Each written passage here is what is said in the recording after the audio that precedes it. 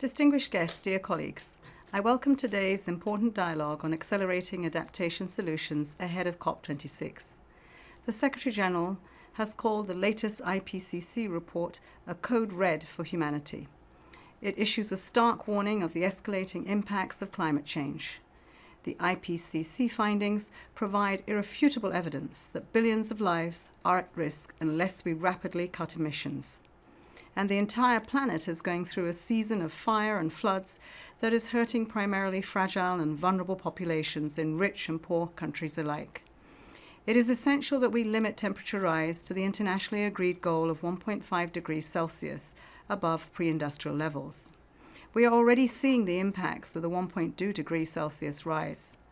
Countries and populations worldwide, particularly those most vulnerable and least responsible for the climate crisis, will experience even more devastating consequences.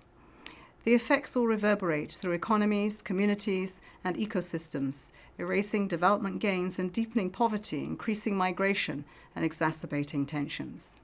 Acting now is a question of climate justice, and we have the solutions. If we take bold and decisive steps towards a net zero global economy by 2050, we can keep within 1.5 degrees. But even then, we still have to contend with violent climate disruption. We need massively scaled up investment in adaptation and resilience. This is absolutely critical for those at the front lines of the climate crisis. Yet, only 21% of climate finance is channeled to adaptation efforts. Of the $70 billion that developing countries need now to adapt, only a fraction is being provided. Adaptation costs to the developing world could rise to as much as $300 billion a year by 2030. We have a moral imperative to close this gap. There is also a clear economic case for early investments in adaptation and resilience building. Lives will be saved and livelihoods protected. For this reason, the Secretary-General has called on donors and multilateral development banks to allocate 50% of total public climate finance to adaptation and resilience.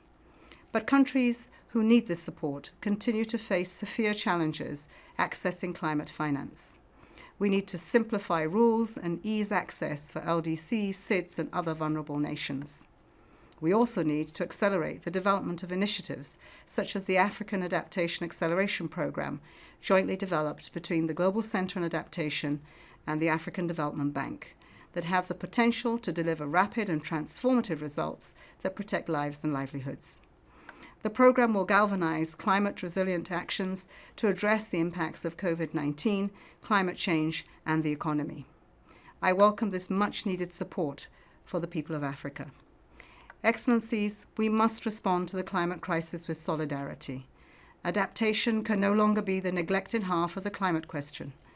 We have less than 80 days to COP26. I urge you to act boldly now for people and planet before it's too late. Thank you.